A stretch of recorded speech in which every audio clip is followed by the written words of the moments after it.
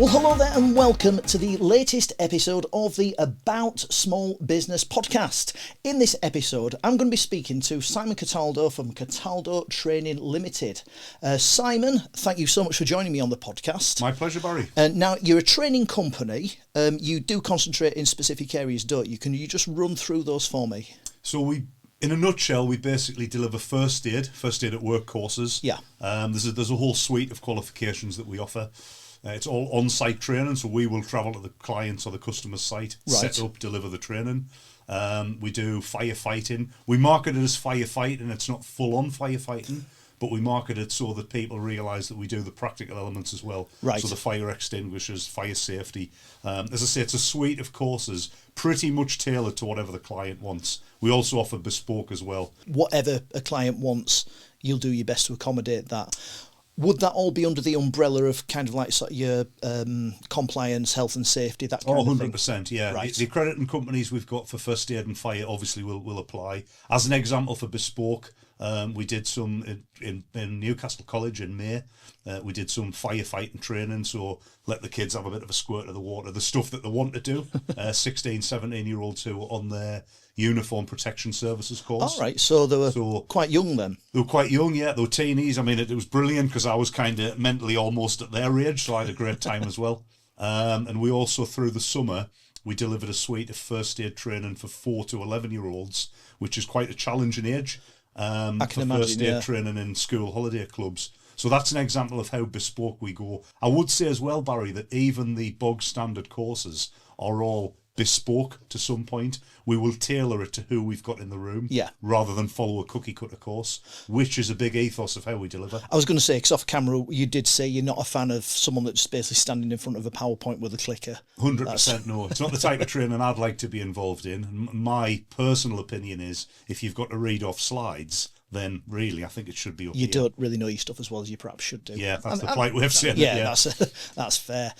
So, I mean, I suppose that leads me to going back to, obviously, right back when you were at school. Did you enjoy school? Were you looking at the teachers and thinking that you quite fancied doing the same sort of thing that they did? Or were you someone that didn't get on that well at school? Academically, I wouldn't say I struggled, but I turned up and did what was needed. I always enjoyed school in terms of the memories are fantastic. I can't remember what I had for dinner last night, but I remember school, which is great. Secondary school, probably more in particular. Couple of the subjects that I remember doing, strangely enough, we always used to think, who needs a foreign language? Did Spanish at JCSE. That's probably the one I've used the most on my travels. Other things that we did. But to answer your question, I remember looking at the teachers and thinking, yes, I think I could probably deliver something in the future. Yeah. But it would have to be something I've got a passion in for it to naturally show, rather than just teaching anything, you know. I mean, the concept is, I think, with teaching that, in theory, all of those teachers that we have at school were supposed to be passionate about their subject. But I think, and I say this because you brought up the PowerPoint, you do get a lot that aren't really. 100%, Barry. And I think, interestingly enough, I was never a fan of mathematics. Yeah. The maths teacher was very passionate and involved, and I ended up doing well and enjoying it. Conversely, there were subjects I did enjoy, like design technology, and the teachers were non-invested, bored, and showed it, and I didn't do very well. So that probably tells a story as well. The correlation between teachers that are passionate about what they do and how well their students then do. And but that, obviously, that must have sort of impacted you somehow into what you do now. I mean, is that something that you were conscious of, or is it just you've kind of found that you are where you are? I'd probably say, Barry, it's more subconscious. It was never an ambition. My ambition as a childhood dream was always to be in the fire brigade, which I ended up doing at age 19. I wasn't in the northeast. I actually went down to Leicester to join the fire brigade down there.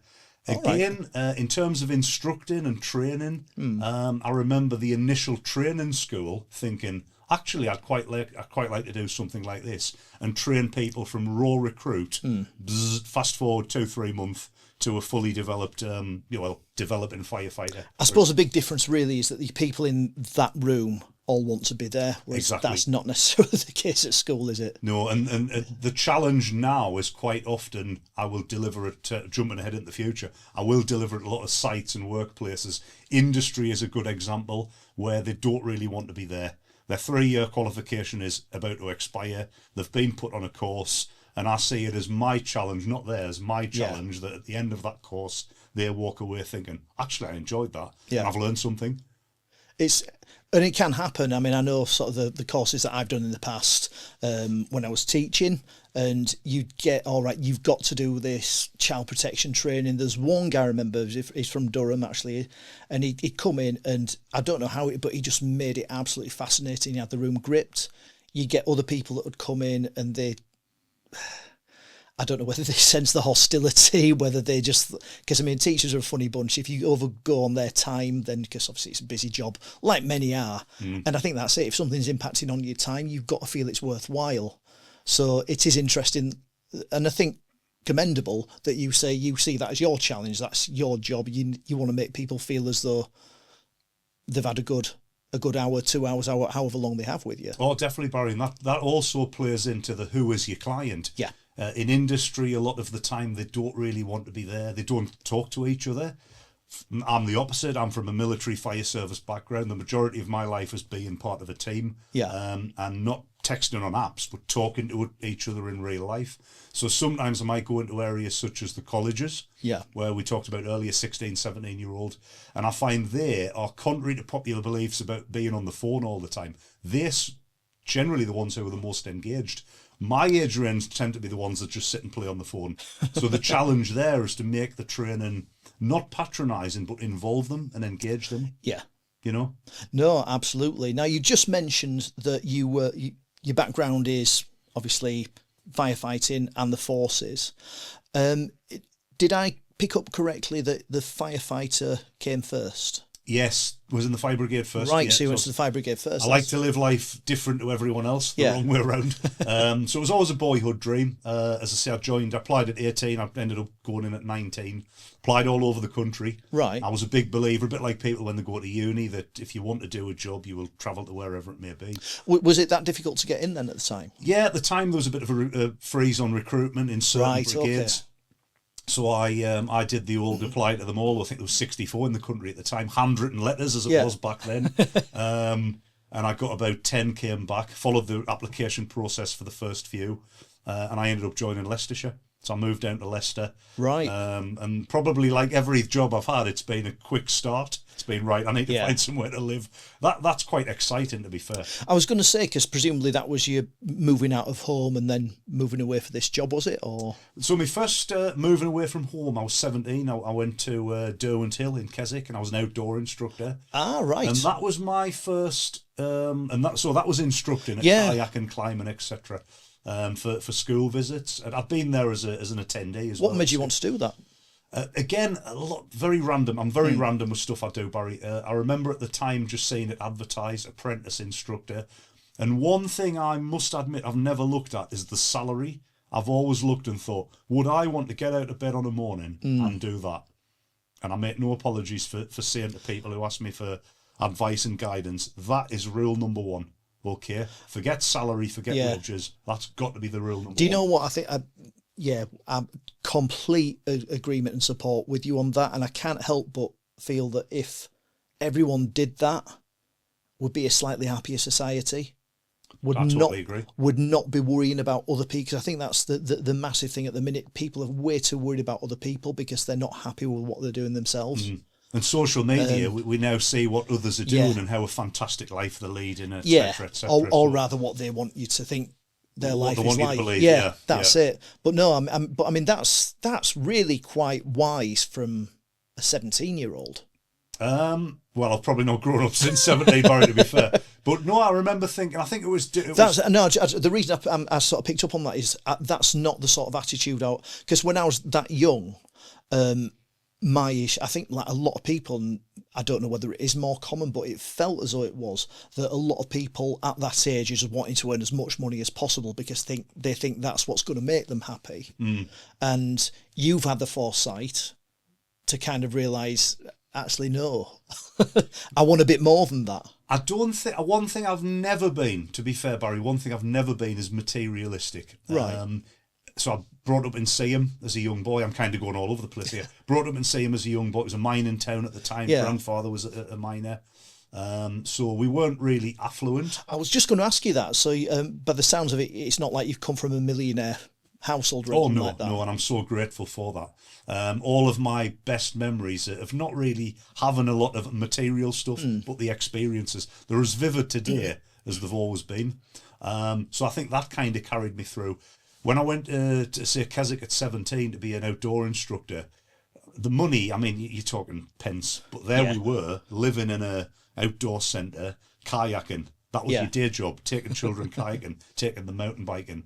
And I remember thinking, you don't really need a lot of stuff. I've never been a car man, anything like that. In fact, whenever a conversation starts and people are comparing cars and all these, I'm like, I just sit with my arms folded. Yeah, you know, I'm exactly the same.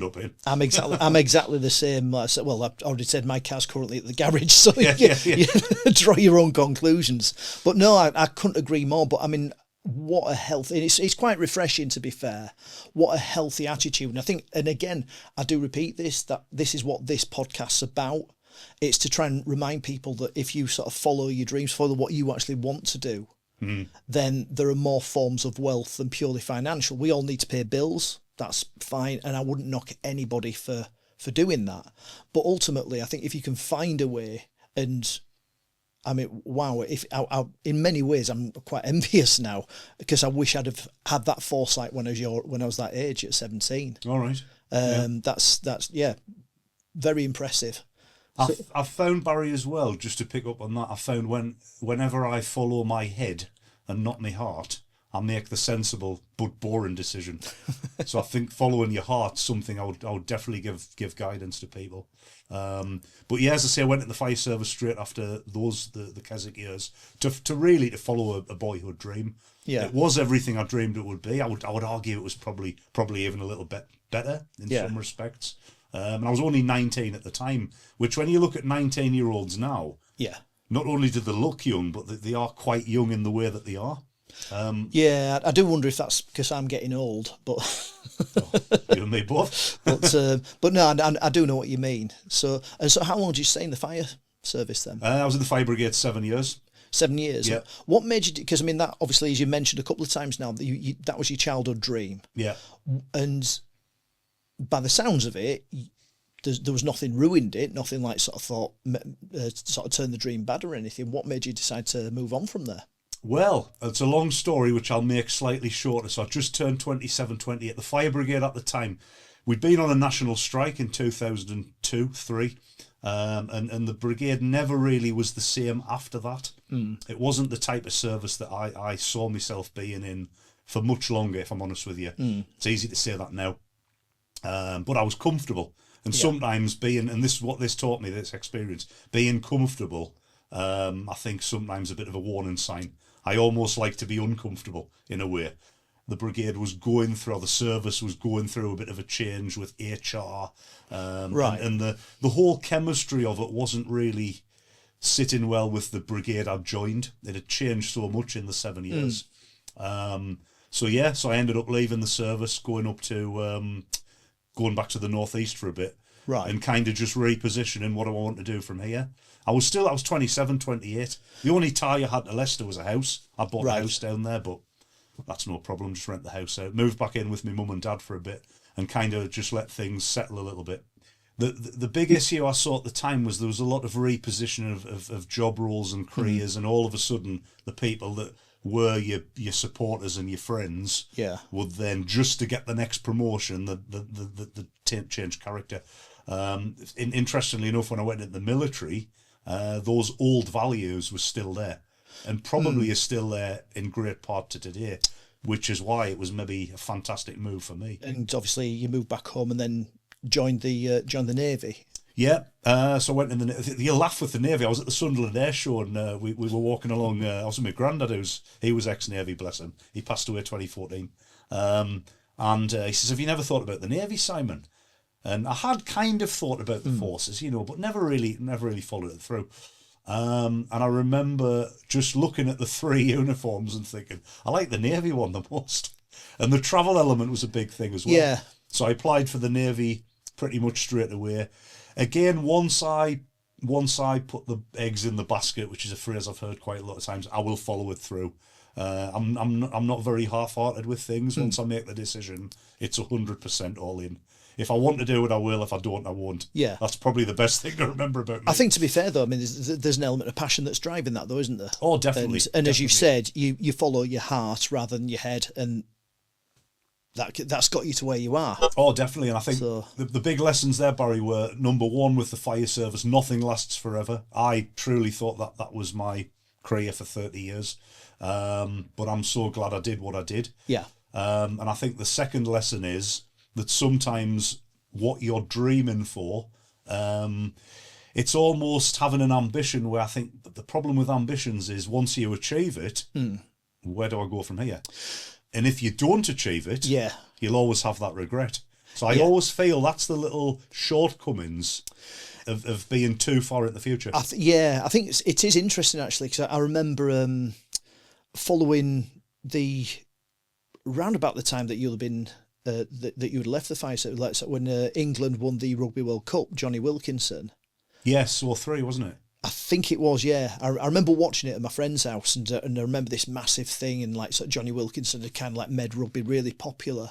But then a couple of years after that, him talking about how that had affected him, just with what you're saying about achieving those ambitions. That was the ultimate ambition, and he was saying that once he'd done that, he's like, well, he never kind of sort of he wasn't really prepared for having done that. And where did he go from there? Because he's just he scored the winning try or conversion. I think it's his kick, wasn't it? Yeah, that's and right, he'd effectively sealed England winning the Rugby World Cup. And what can you do after that? 100%, yeah. And it really affected his mental health. And this was before we all started talking about mental health, and he'd come out with that, and I found that quite interesting. But just interesting how that relates to what you're saying. Oh, definitely, Barry, and that's where we talked earlier about money. It fascinates me so much watching podcasts with presenters like yourself, and I do quite like to watch the athlete ones. Sir Chris Hoy, Sir Steve Redgrave, and they always touch on that retirement day, where they know it's coming. And for an athlete, it happens at a relatively young age. Yes. And one day you're the best in the world, the next day, boom, gone. Yeah. And having experienced that a couple of times, and almost knowing that it's coming, it can make you just step back and savour what's happening in the present, I think. Yeah, absolutely. Well, it's interesting, like I say, for me, I've listened to entertainers, and they tend to say like that no one ever plans for retirement, because it's the kind of thing that you can kind of continue doing indefinitely, but the phone just stops ringing.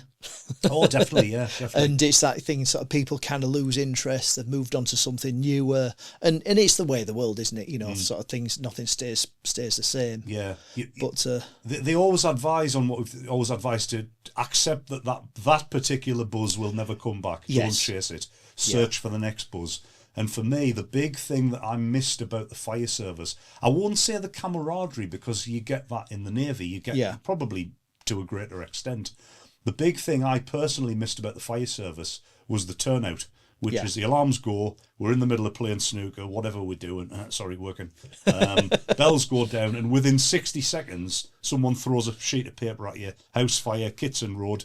You're working it out in your mind. It's a curveball, basically. That buzz of everyone coming together, and within 3-4 minutes arriving at the incident, blue lights flashing, ready to do our job. I actually miss that buzz, probably more than the calls themselves. Looking at the Navy, then, you chose that one of the forces, because there's a lot of rivalry between forces. I think most people that have been in kind of accept that. You chose the Navy. Yeah. And you enjoyed the travel aspect of it. Loved it. Yeah, And, something which, obviously joining the fire service at 19, I hadn't lived those, what I call, how a civilian may experience the university years, the gap year years. Yeah. I didn't really do that, because I went into a career, what I thought was going to be 30 years, I went into a career quite relatively young. So joining the Navy at 28, I was almost having my teen years at 28, 29. Yeah. And because I will say this as well, because it wasn't a boyhood dream, because it was something that I just jumped into, it actually, there was no expectations.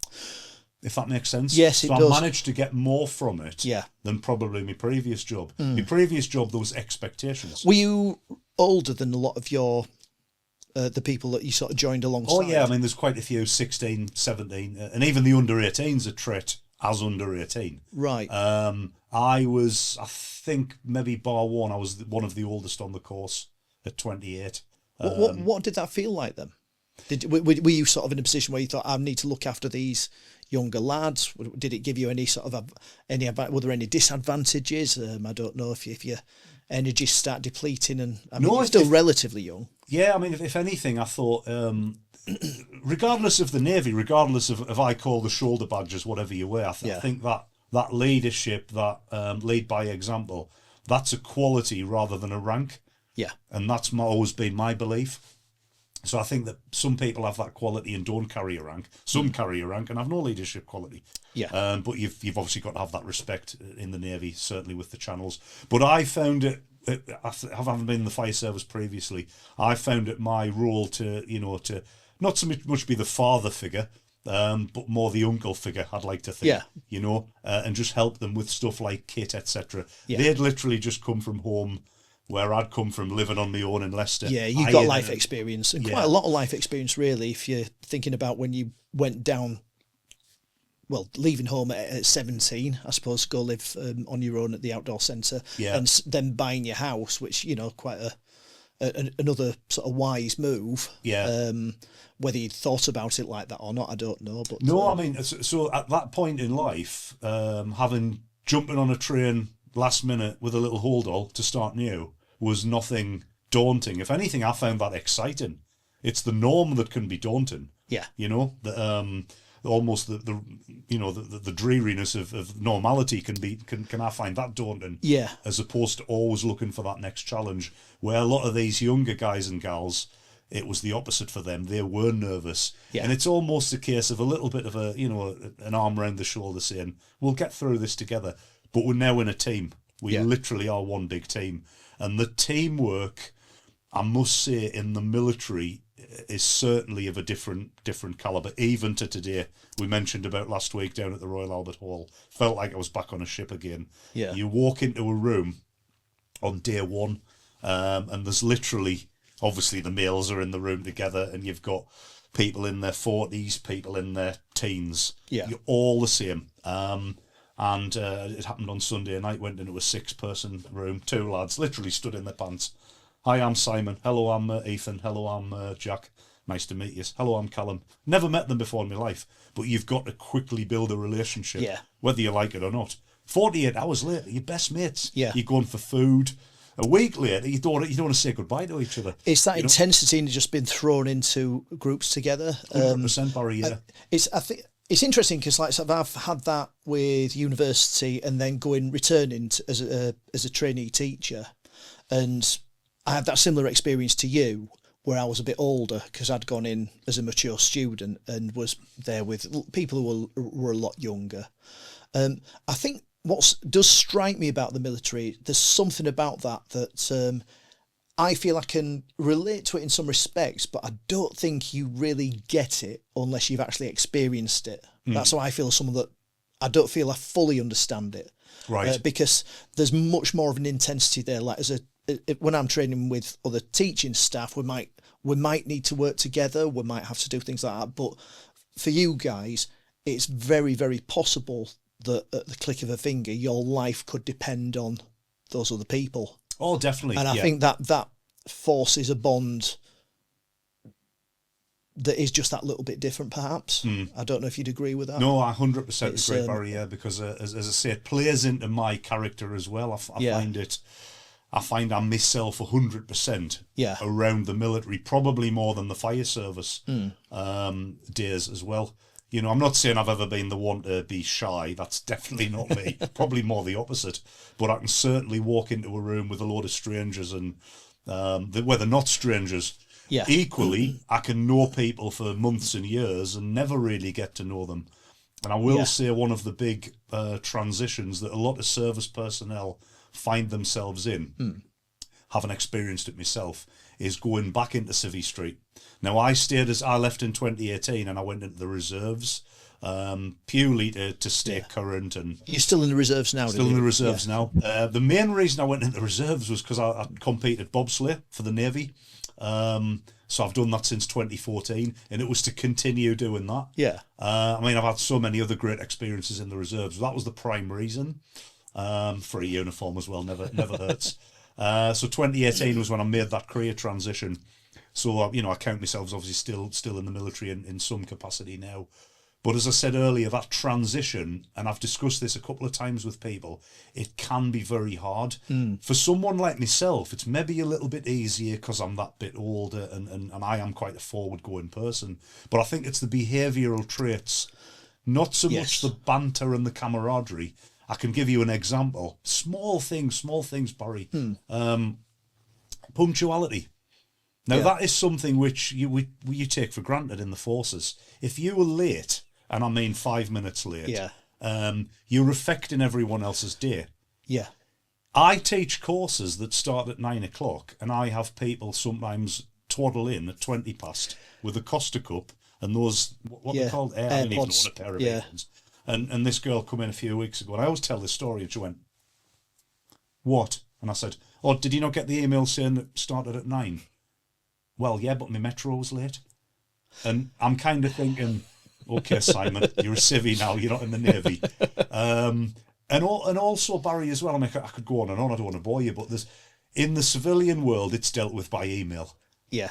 And we remember what you did, Barry, last year. I'll always remember. In the Navy, in the military, it's just dealt with bang, bang, bang, run around the field, get muddy, it's getting screamed and shouted at, but tomorrow it's forgotten about. Yeah. Control, Alt, Delete. And I am very much that type of person. Yeah. We all mess up, every one of us. Absolutely. Hold your hand up if you don't. Let's deal with it there and then, and let's move on. Let's not. They're these grudges. Do you know what I mean? They just go on and on. It's not healthy. No, I agree. It's punctuality. That's I don't know another. if that answers your question, right? No. That's it's just interesting. It's punctuality. That's a bit of a pet peeve of mine. One. It's just thinking of the film Clockwise with John Cleese. John Cleese, brilliant. So lateness is a discourtesy, but it is, isn't it? It is. It's if you're late, and I mean, well, like I say, I could be here for a long time. Let's do it. But because I do want to get onto when you actually started or had the idea that you wanted to then work for yourself. Oh, right. So 2021. So when I left the Navy and then went into the reserves, it was just for a new challenge. I do love a new challenge. I actually went back into the fire brigade, but in a different capacity. I went to Leeds Bradford Airport again, a job that just came out of the blue, and I thought, yep, that sounds great. So out of the Navy, straight to the airport as a firefighter. Yes, you're not going to the house fires. Yes, you're not going to the car fires, etc. But what I did find for 2 years was I was on a superb watch, green watch at Leeds. It was very old school, very old fashioned, and it was like going back in time. So it wasn't probably what I was expecting, but it was fantastic. I really enjoyed that. COVID came along. And with the COVID, a lot of people enjoyed the time off in COVID. Yeah. I was the opposite. The time off just hit me out of the blue, and I was like, ugh. And I kind of panicked a little bit and thought, I don't like this. I want purpose. Yeah. Not walking through fields and doing it again the next day. And I was right in the middle of my career in the fire service at the airport fire. So I ended up coming back to the northeast, and I worked at the Mines Rescue Service, right, which is Hortonley Spring. I was only there a few months, moved to the northeast, and part of that rescue job involved delivering courses. And I remember thinking, that's the part of the job I quite enjoy. Yeah. And there was somebody asked me, do you mind doing a first aid course tomorrow? And my advice always is jump, and if you fall, just laugh at yourself. But you've got to put that first step forward. Yes. It's a military thing. That's why we march. Yeah. Left foot forward. Don't just stand there. Left foot forward. Yeah. Then the right, left, right's easy after that. Yeah. And I kind of thought that as well. So a long story short, favourite phrase of mine, I went into the classroom and I thought, right, I'm going to deliver this my way, Simon Cataldo's way. Very little PowerPoint, very little presentation, a lot of stories. So the fire service day started to come back in, relevant to what I was delivering. Yeah. And I thought, do you know what? I quite enjoy doing this. The impetus to go on my own, I mean, financially, I'm in a position where it was easy to do. And it was more, it wasn't so much being Cataldo Training, and it wasn't the kudos of being a business owner. Yeah. If anything, I'd spent a lifetime of being the employee. It was more to be my own boss in terms of time off, which is something I've kind of learned the hard way the last couple of years. Well, I think it's interesting you say that, because I was just about to say that is kind of consistent with back to when you were 17.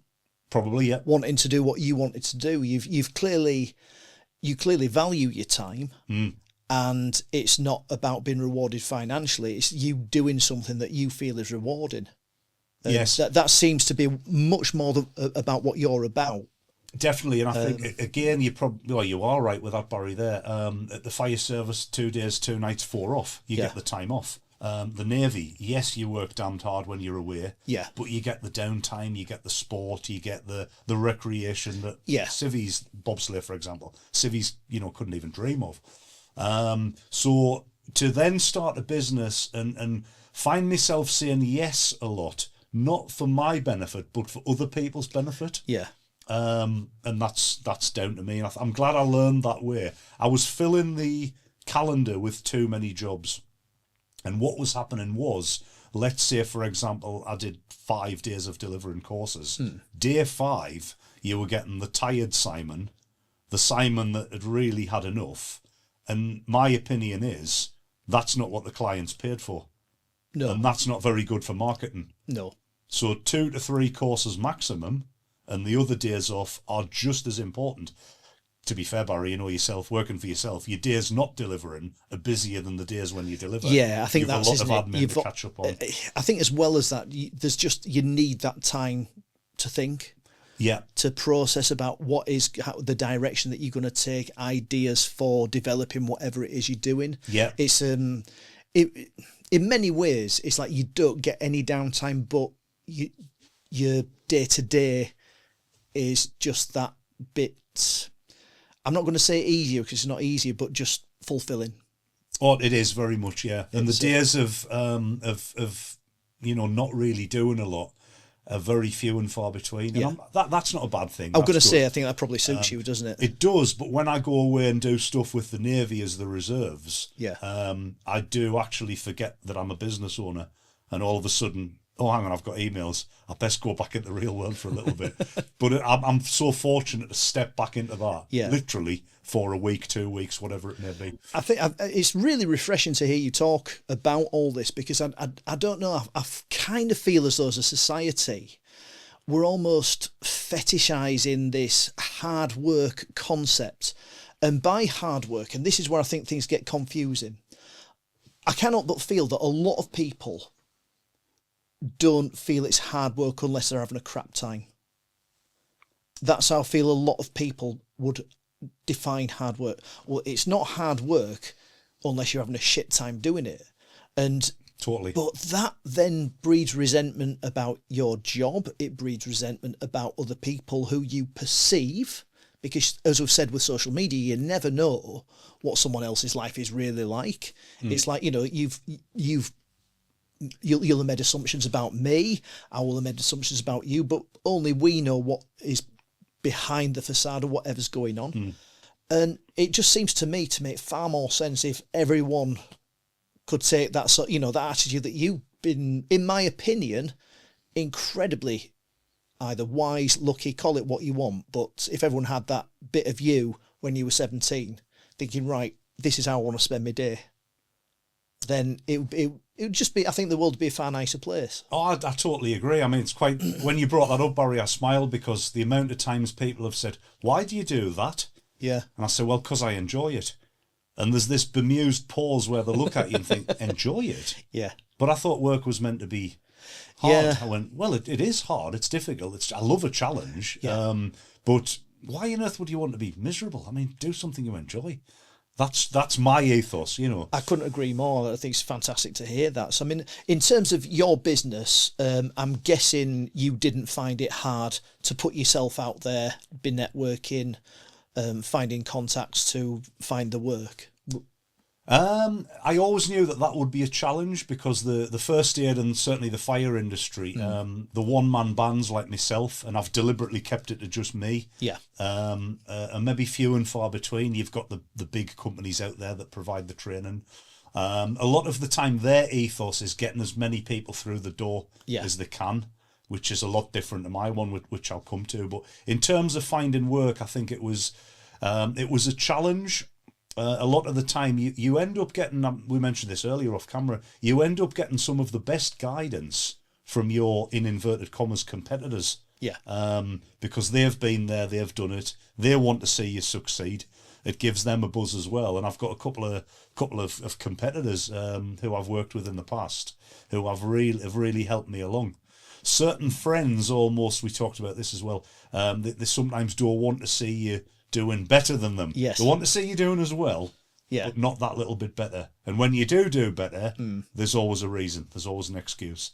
Well, you had it easy. You had the money. You had the time. You've got to be prepared for that as a business owner. Yes. You know, and I'm sure you're aware absolutely, of that yourself. And so in terms of where you go next, what does the future look like for Cataldo Training? I'm very conscious of diluting the effort that I put in, the engagement I put in, with offering too many courses. As I mentioned a few minutes ago, we've got to be careful in this industry of quite literally saying yes to everybody and yes to everything. Because yes, you may initially see the numbers on the pay slip. It's not about that. It's about delivering that quality. That's not some company buzzline. That is just me. So maintaining what I do outside of work is very, very important. For example, I mentioned earlier with the Royal Navy stuff that I do. Again, it's not for the money. None of it is. But I really enjoy it. Particularly the bobsleigh, which I've been so lucky to have 3 managers and a team coach who've picked me, 45, to race for the last 8-9 years. We missed a couple of years with COVID. The bobsleigh coach that we've had for many years, Lee, I've always looked at his way of coaching, and a couple of things that he said to me, I've kind of brought into my world. And he used to say, right, if you're not understanding what I'm teaching you, let me know, and I will teach it a different way. And I've actually started using that myself over the last year or two within our trainings. And again, it's the passion that you see. It's so infectious passion. Yes. And he has it in droves, and it's something that I've kind of implemented into what I do. You certainly seem to have that in droves. I'm sure from what you're saying that as soon as it becomes a chore, you're not going to do it anymore, but you seem to be really enjoying it. And so I think we'll be seeing a Cataldo Training for a long while yet. So Simon, it's been a pleasure having you on the podcast. Brilliant. Thank you so much. Thank you, Barry. Cheers. Thanks for your time. Thanks.